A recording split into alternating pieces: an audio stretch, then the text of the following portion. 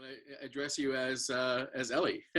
Yeah. That's what I want. Oh, My okay. family knows me as Mackenzie, but um, everything else that I do, like my YouTube, my Instagram, everyone else knows me by Ellie for my Awesome. singing name. Yeah. Yeah. And so yes, and you're based out of North Carolina? Yes. Yes, yes. And how long have you been there? I have been here off and on for 6 years. Okay. Um, I was stationed here the first time, and then I left, was stationed in Japan, and then I came back to here. Wow. So how long have you been in the service for? It'll be 7 years coming up in July. Awesome. Well, thank you for that. I'm in Yeah. Canada, you're in the US, but I still say thank you anyway because I'm assuming that things are pretty hectic for you on a daily basis. Still, with It's a all that's little, going on, are you actively out there? yeah. So right now I'm off for a little bit since I just had surgery. But yeah, I mean I'm essential. I'm essential, Yep. so I still go to work like normal. So Awesome. I mean, we still do the same stuff that we would normally do. Right. Right. Um, Right. More precautions. There you go. What brought you into the military? When did all that start? So I was in college. I was homeschooled my whole life, and I was in college and didn't want to pay for the student loans anymore. So I was like, yeah, I'm joining the Marine Corps. Right. Right.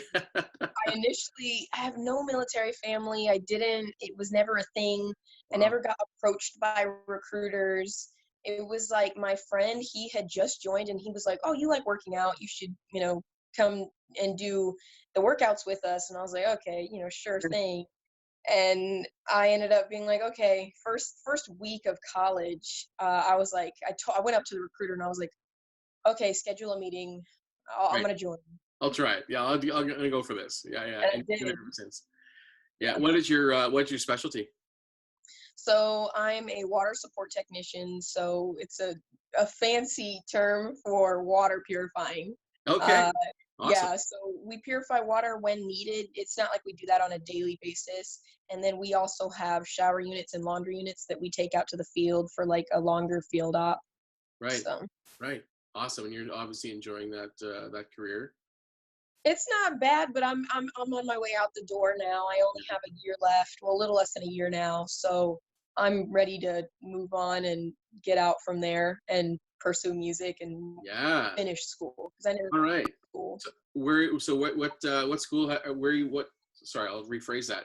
What school you're trying to finish? Where are you getting to? So it's hard now because I don't know where I'll be living next for sure yet. So I'm just like researching schools and stuff like that. But I might be moving to like South Carolina next, and there's just not a lot of music school options. Right. And then I've also considered business too Yep. because really I kind of wanted to get a business degree and then minor in music. But now I'm kind of thinking about just going full blown music, stage, something like that Yeah. because that's what I ultimately want. But I also wouldn't mind running my own business, maybe being a vocal coach like later in life. Sure, sure. And so LA has a lot of options for that. New York has obviously some options too, and I'm sure there's other states True. that have options, but maybe not down the path that you want to go. Have you ever looked into the West Coast side of things, or I've been to California. It's a beautiful vacation spot, but I never want to live there. you know what? And New York, like I had so much because I've been to LA and I've been to New York City, like Right. two of the busiest, probably two of the busiest cities, in the world That's right. or in the US at least. Yeah. And it's not for me. Yeah. It's fun to visit, but I don't really want to live anywhere that busy or that expensive. Yeah. So I don't know yet because I'm still military. I'm still moving a lot. So it's Right. kind of difficult to make that sort of decision Mm, when you're so used to the Marine Corps telling you where you're gonna go. You right. don't really. Sometimes you get to decide, like they'll ask you, but it's just rare because you move where they need you. Right, right, So, right, right. Exactly. Yeah, I come from the music background as well. I've done both LA and New York and a whack of states in between in touring with my wife for 7 or 8 years back in 2008 to 2012.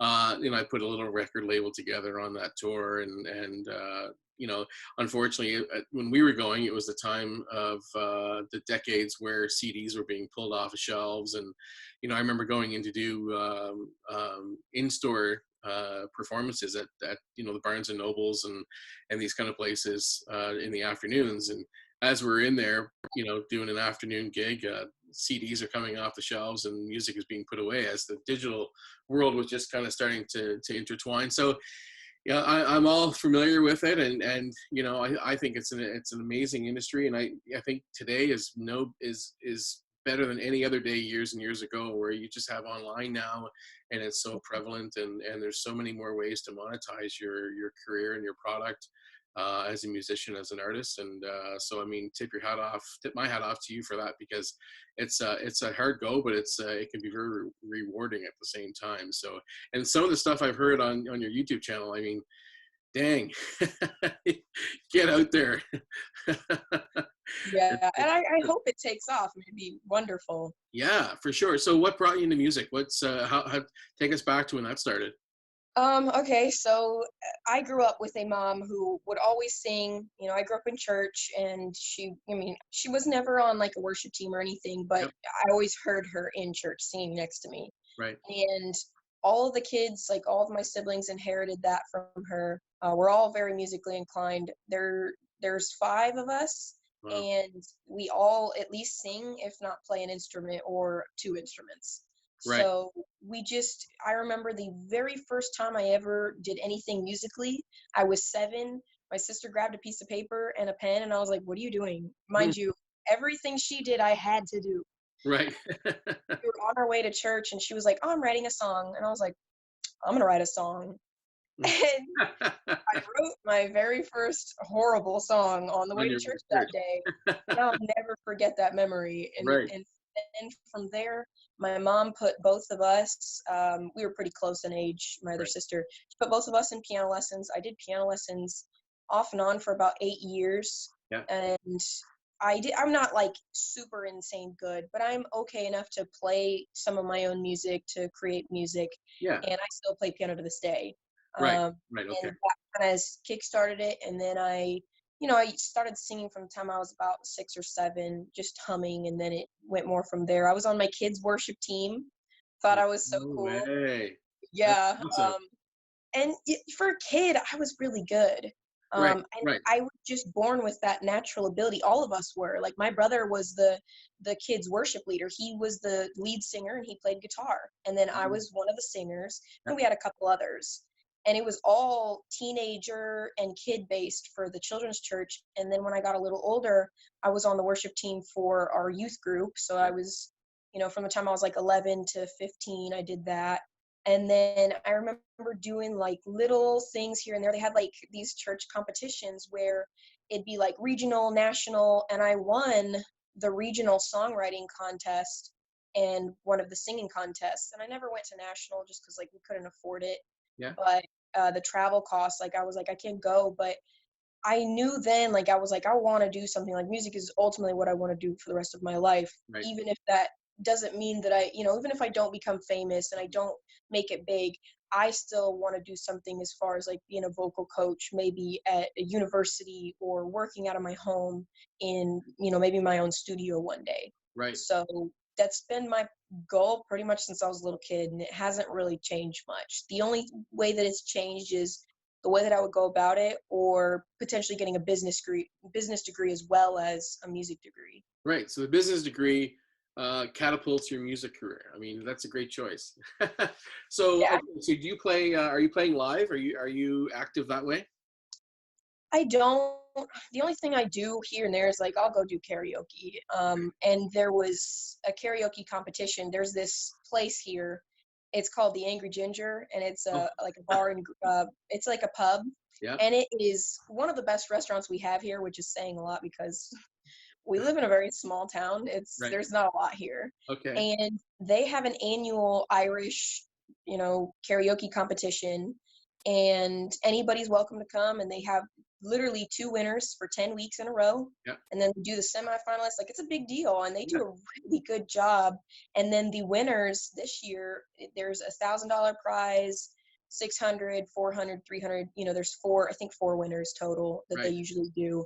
And they bring professional sound, a whole stage, Wow. lights, everything. And so last year I won, and it was so much fun. So I've done stuff like that. Yeah. But as far as like putting on shows, I'm just not there yet because I don't have anything except a piano. Right. I don't have any equipment. I don't really have any avenues to like go perform. You have Um, you have a like a you have a enough songs to do like a set or two sets or something like that, or I could do covers and yeah. that would be it. I don't have enough of my own music written yet, which All is right. something that I really want to get to, but I just haven't. Yeah. I just only have like probably at this point, I probably only have about 4 or 5 songs Cool. completely written, as far as a piano goes. But as far as like adding anything else, any other instruments, I don't have anything recorded, Yeah. no other ideas. And it's just me. Like I don't have a band or anything. So That's makes it kind of difficult. it does, but at the same time, it's I love that kind of stuff, right? Like, Yeah. solo, acoustic, meaningful music that's just in my ears. And if people will fly to your when they fly to your Instagram account, there is some live footage of you singing, I believe, in Hmm. a car. Yeah, so I try to do little videos here and there just because Yeah, like I don't have the ability to do professional recording yet. those are great. Um, but I've done like a couple just car singing videos or singing around the house and just post that on Instagram and YouTube. I've got a couple things where like I've performed at the Angry Ginger. I recorded those. The sound quality is terrible, but Right. I went ahead and posted them. Yeah. Because everybody's clapping in the background or talking, just stuff Right. like that. But I'm like, hey, something's better than nothing, Yeah. because back in the day, I didn't post anything on YouTube because I just wanted it to be perfect. And my friend Right. was like, no, you need to post stuff now. It doesn't have to be perfect. People like hearing, you sing and stuff like that. So just start small and Yep. do little videos here and there. It doesn't have to be glamorous. So Yeah. that's kind of what I started doing about, I would say 9 months ago now is when I Okay. first really got started. Yeah, the videos are great, and I must say, like, when I was flying through your Instagram and listening to some of those videos, I'm like, dang, like, who is this person? Great voice. And so, okay, so what are some of your influences then? Do you have musical influences that have put you into a position to be like, all over music, and the need to want to have this as your destination for your career ultimately? Oh, I would say like a lot of the people, like, well, I remember watching American Idol way back in the day. I love Kelly Clarkson's voice, and I also like her as a person a lot too. So I would say some of the like her style of singing, I feel like I'm similar to. I'm not as talented as she is, or maybe I need some voice lessons. Her range is incredible, but I love stuff like that. So there's a couple songs that I want to cover of hers. Cool. Rihanna, I definitely sing a lot of Rihanna. Yeah. um, I sing a little of Beyonce, but I just don't sing very much because I can't hit the ranges she can. I Right. want to, but Right. maybe one day. Yeah. And Yeah. then let's see who else. I sing a couple. Like there's this one Miley Cyrus song I sing a lot because it goes well with my range. Yeah. And that's "The Climb," and that's the one of the songs that I won Oh yeah. whenever I sing. So it's a good choice. So I would say a few of those are my vocal influences Yeah. as far as like how I like to sing. I love Ariana Grande's songs too. Those fit really well with my voice. But I mean, there's other artists that I love. I just wouldn't sing their songs. It Right. just doesn't fit my style. But yeah, I would say those for sure. Yeah. Oh, great. And so, as I'm sitting here thinking, listening to you talk about music and such. I mean, and you mentioned earlier that you went to an audition for The Voice. How was that experience? Is that something that you would do over again if you had a chance to Yes. do it? Yeah. And you do things differently. Yes, I would probably. I didn't prepare as much in advance just because it wasn't a last second decision, Yeah. but I just didn't have as much time as I wanted. I would probably start preparing way in advance. Yeah. Oh man, I'd probably have at least 15 songs memorized in Oh wow. advance, like verbatim memorized, could hit it on the spot, just because once you win one round, you need a new song for the next round. You Right. need a new song for the next round. And people don't realize just how many rounds there really are before you make it to TV, because people are like, oh, well, I didn't see you on TV.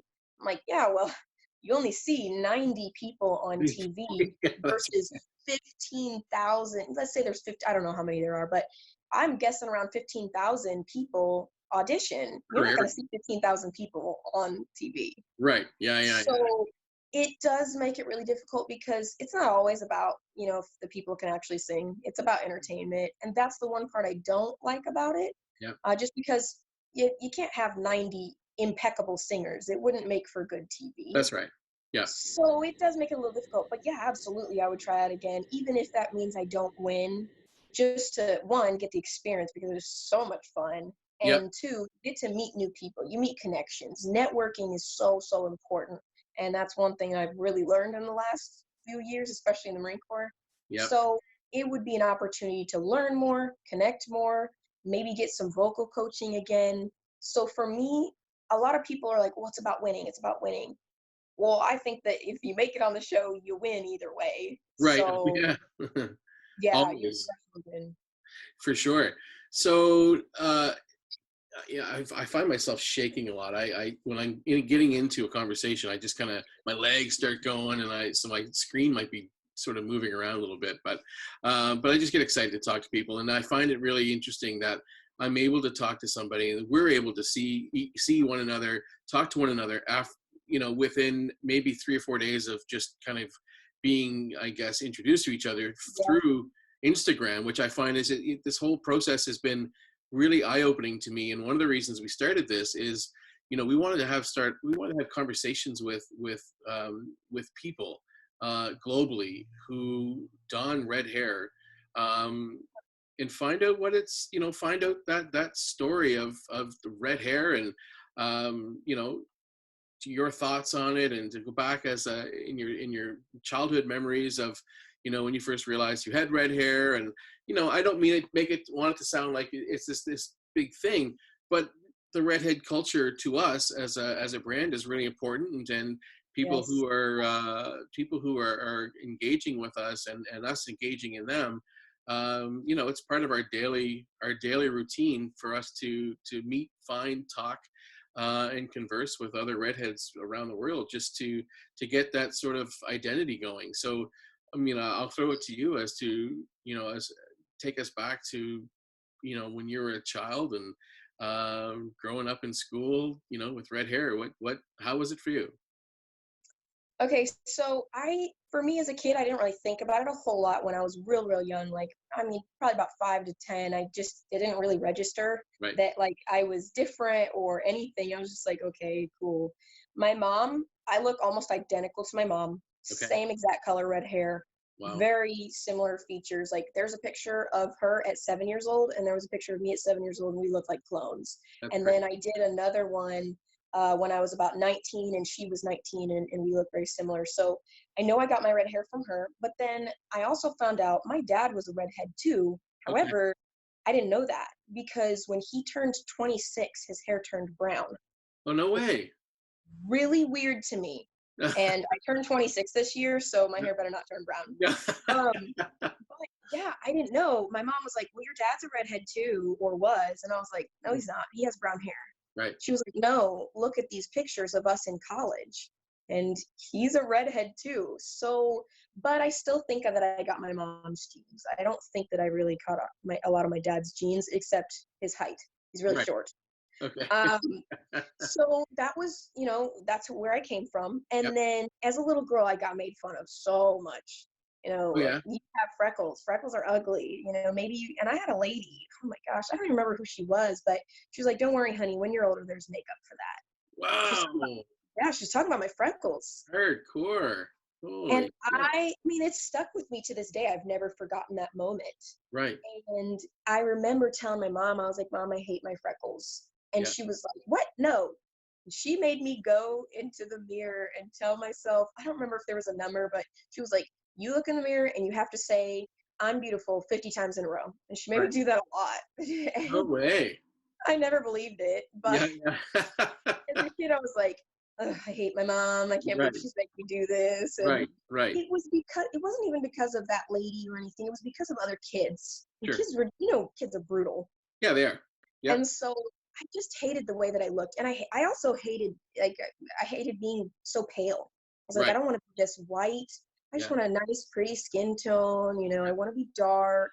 And I had a lot of friends, like the area that I grew up in, there was a lot of Black culture and Hispanic culture. And so, I'm surrounded by people with dark skin Yeah. tone and dark hair. And I was like, oh, I just want to be like them. Yeah.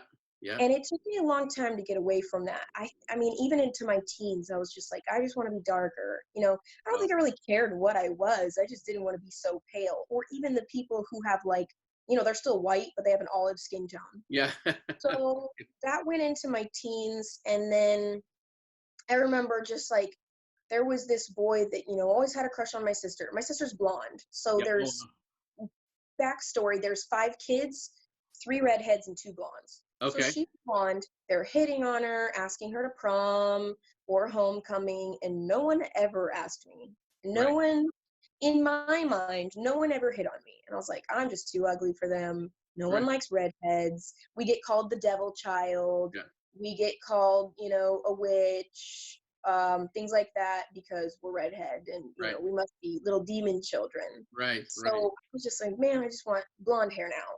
Or I wish I had brown hair because they get asked to prom and they're cool. Yeah. And I remember being so jealous of her and, just thinking my sister must be prettier than me. And we look so similar. So now, of course, I don't feel that way. Right. But at the time I did. And then come to find out years later, like the kid that I had a crush on had a crush on me too.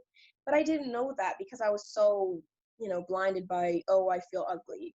Right. And then once I joined the Marine Corps, it was like that's when I realized everyone's dyeing their hair red, everyone's putting on fake freckles. Right. People are like, there's this whole like, oh my gosh, redheads are gorgeous. Yep. And I'm like, what? Yeah. So it literally Me? took me Yes. till I joined the Marine Corps to realize all of that. Right. It was crazy. And then now it's funny because I always tell people, I'm like, us redheads have our own thing. Like there's just things that we have that no one will understand. Like for instance, I'll be in Walmart and there'll be like little girls that'll just like stare at me, just like dead staring. Yeah. And they'll be redheads too. And I'm like, redheads have a like we just have this thing It's where something. we'll do like the head nod, like, Yeah. hey. Yeah. And that's something that normal people just don't do on a you just don't pass blondes, maybe brown haired people, they don't pass by each other and be like, hey. Hey. Yeah. It just doesn't, like, that'd be weird. But It's true. us, it's perfectly normal to like look at another redhead and be like, oh, I like your hair, or hey, Yeah. nice hair. There's a code, um some kind of a code that happens in between. yes. So if that being said, then what about the redheads? Sorry, what about redheads and the culture make it a culture in your mind? Because you I believe it is a culture, a very strong culture, I must say. yes. Yes, I just think it's that we share those things. Like we share that, hey, we were probably made fun of as a kid. You probably didn't embrace your freckles right away. Some might if they were raised a certain way, but I'm willing to guess like most of us probably got made fun of, with all the terms and all the, oh, you're so white. Maybe you should go get a spray tan, or maybe Right. you should go do this. And I think we just understand each other, and maybe that's what creates such a huge culture is the understanding. And Mhm. then like the celebration of the fact that, yeah, there's a lot of redheads on earth, but if you compare it by statistics, there's not. Like we are very rare, Yeah. and you could, if you have a crowd of 100 people, there might only be 1 or 2 redheads. Yep. So it's just the way that we are, and that's worldwide. That's not even just in the U.S. That's not maybe in Ireland and Scotland. They're like, oh, whatever. There's a million of us. Yeah. But if you put the whole world together and you took 100 people from every single country, you're not going to have very many of us. And so we understand that it is rare. It's super rare. And then you have the people with the eyes. Like I have heterochromatic eyes. And that adds a whole different dimension Right. to redhead. And it's not heterochromatic eyes isn't just redheads, but I'm both. So Wow. it just like there's all this stuff that people don't realize on the outside that we do. Right. So I think that's what really makes the culture so strong. And Yep. it's fun. It's like, cool, another redhead. Yeah. Okay. So then this guy comes along, me, sends a message, I think, to you on Instagram or comments on something on Instagram. And you're like, you know, I said, I'm sending you a DM. Let's take it over there because I was interested in what it was that I was seeing on your account and whatnot. And then you're like, who is this person? But then who is this company? I mean, what were your first thoughts when you're like, what? Authentic My ginger? first thought was, yes, a ginger company. I'm Yeah. like, that was literally my first thought. I was like, this is great. Yeah. And it's just cool to see because there's a lot of companies out there, but I always like the ones that have a very specific goal. Yeah. And this is clearly a specific goal. It's Authentic Ginger Company. That's the name, right? That's it. Yep. Yep. Yeah. And it's just like you automatically know just by the company name exactly what it is. And Perfect. so it's for, in my opinion, like I was talking to somebody about it. I was like, yeah, I'm doing an interview. And they're like, oh, what is that? And I was like, well, I mean, it's obviously geared towards gingers, but I was like, I mean, I'm sure anyone can buy their clothing. It's not like Yeah. Yeah. you're gonna get banned from being, No. going and ordering on the website. I was like, I'm sure it's for everybody, but it's just like it's a focused, targeted goal. And I was like, I love that. I think it's so great Yeah. because there's targeted companies like military clothing company. There's a Mhm. bunch of those, but Yep. there's not. I don't think I've ever seen a redhead company for clothing. I've seen it for like hair products, Sure. Yeah. uh, but I've never seen it for clothing. And so I was super excited. I was like, yeah, let's do this. Yeah, and it's interesting you mentioned, like, I say this a lot, and I people are going to get tired of me saying this a lot in these videos, but you know shirts and our clothing and our apparel is secondary to what the message is. And as you know, my wife and I have 3 kids together, and then I have another son from a prior marriage who all 4 of these kids have red hair. And so Wow. so it's crazy, and they're all different variations of color of red hair. But the interesting thing for us, and for me trying to build this business, is to expose this rarity and the uniqueness behind red hair, and to show that it is a culture, to show that it's a culture worth exploring and getting educated on for those who don't have red hair. And you said something about our apparel. I'm sure it's available to anybody to buy. Yes, Yeah. it's inclusive to everyone. And in fact, one of the ways that we're trying to grow as a company is to find ways that we can talk to the market that isn't our market, which is every other hair color or every other person, Mhm. or nationality or whatever. What we're here to do is provide a platform of inspiration for whomever wants to come and pull from it. And yes, we tailor that to the redhead culture because it's in our blood, it's in our children, it's in the people that we love, that are close to us, and have inspired us. But at the end of the day, if we can have you know 1 out of every 5 people who don't have red hair to say, this company has the vision of what I believe in, and so let's believe in this company. Yeah. That's our goal, and of course our goal is to provide inspiration for the redheaded culture as well, especially younger people who may be catching a video like this and are seeking something they haven't found yet. And through these videos, we're really hoping that people are going to start seeing that and pulling from it and going, oh yeah, what, I've always aspired to be in the military. I never thought I could do that, or I've always aspired to be an artist, a musician, a touring person, whatever it is. Now I know I can do it. So once this video series is like, you're at the very start of it with us. So first of all, I appreciate that for giving us the trust to be able to have these and conduct these interviews. It's really hard at the start to sort of believe in a company or believe in a mission like we're on, and agree to an online video interview, if you will, after not even meeting 4 or 5 days.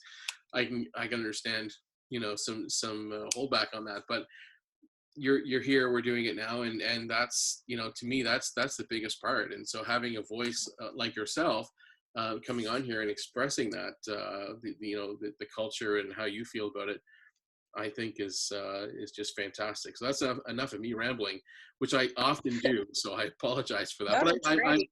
I get into it, and so it's so that's what I do. But and as you came out of school and you're getting into the military and everything else, I'm assuming you experienced probably not too much once you're in the military. In fact, you probably end up getting a lot of your confidence that you have now, probably from the Yeah. military, based on what I'm hearing.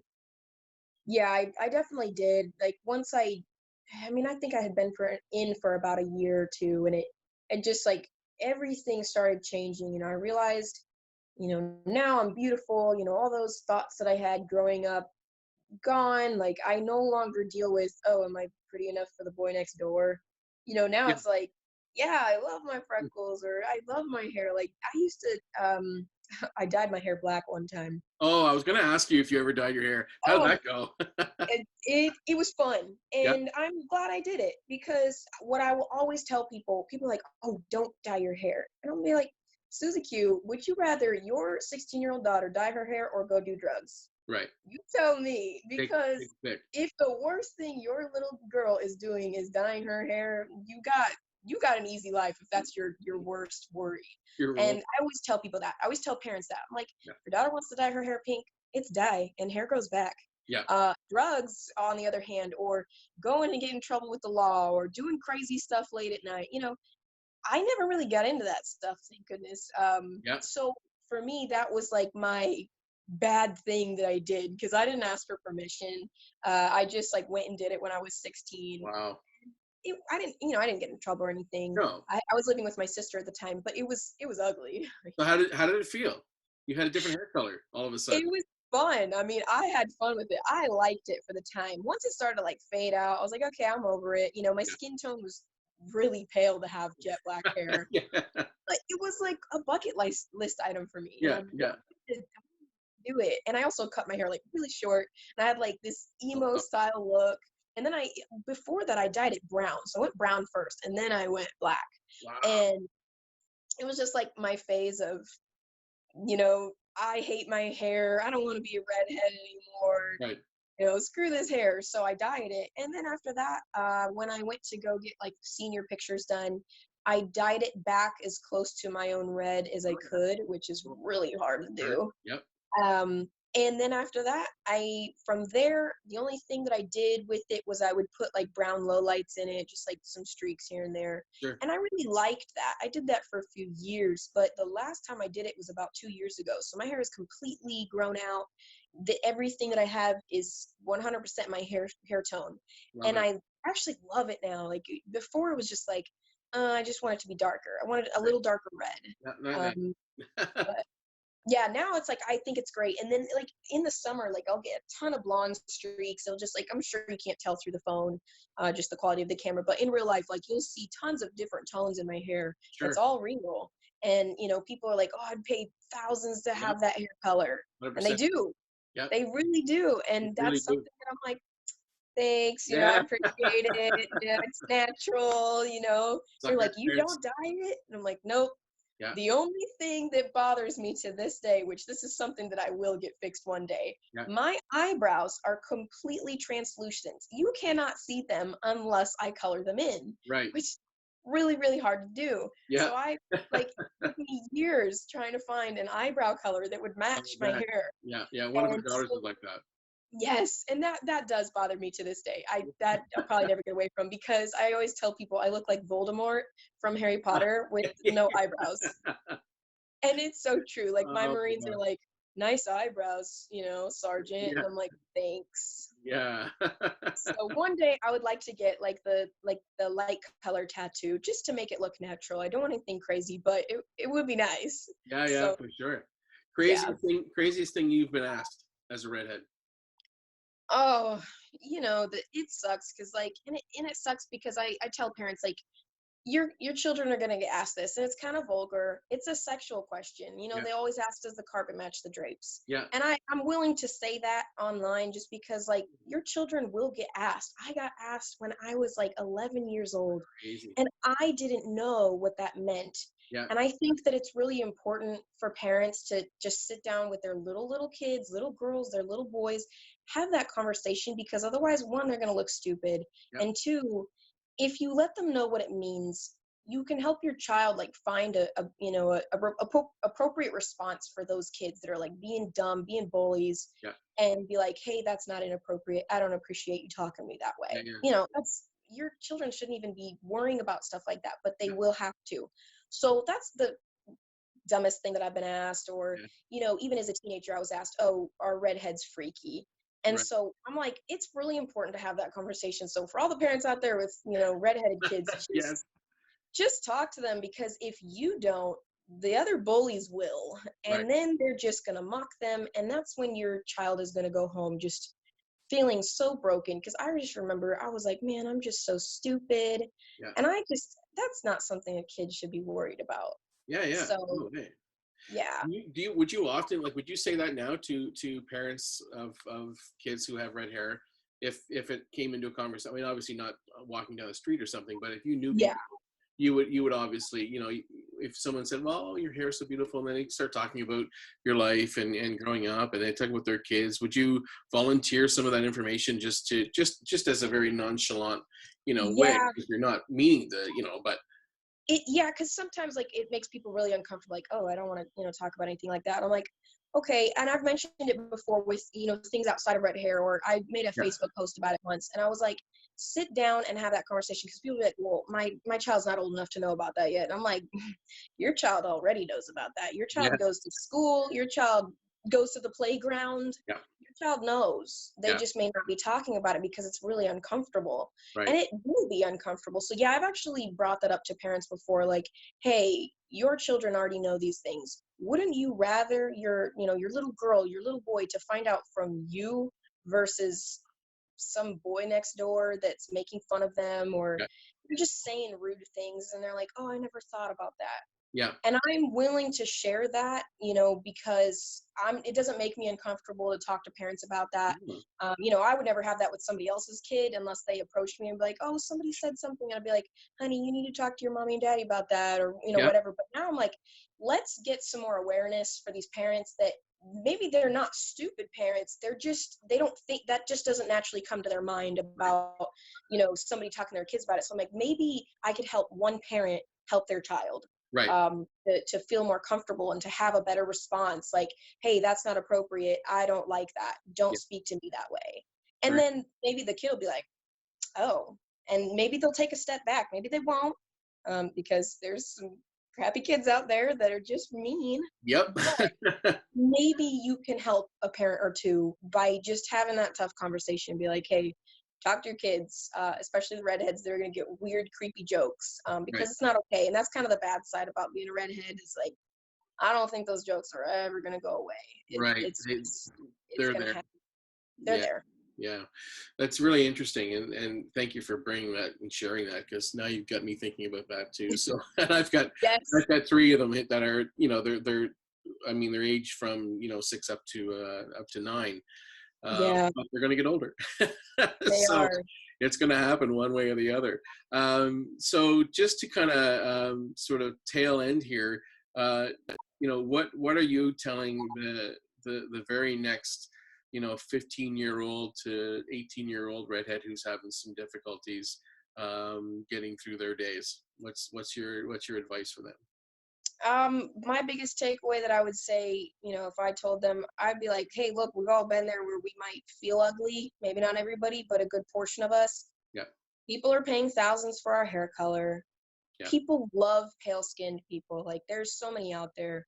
You're not going to please everybody. You're just not. Like, not everybody's going to think you're pretty, but you need to think you're pretty, and you need to feel comfortable, like, in your skin tone, in your hair color, because there's a lot of people out there that would trade places with you. yeah, And you may, these 16-year-old girls, or, even boys, they may not realize that.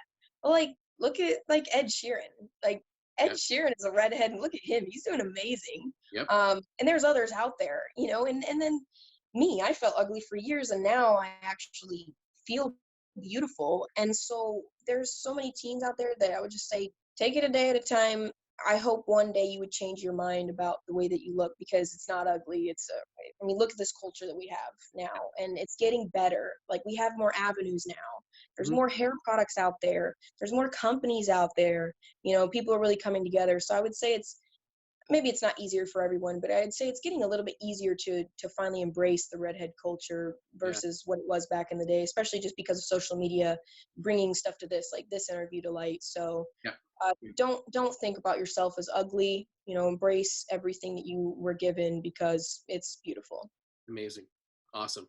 Well, that's fantastic. And I want to first thank you so much for taking the time to sit with me here today at on a Monday, just after Easter weekend. So I do appreciate that very much.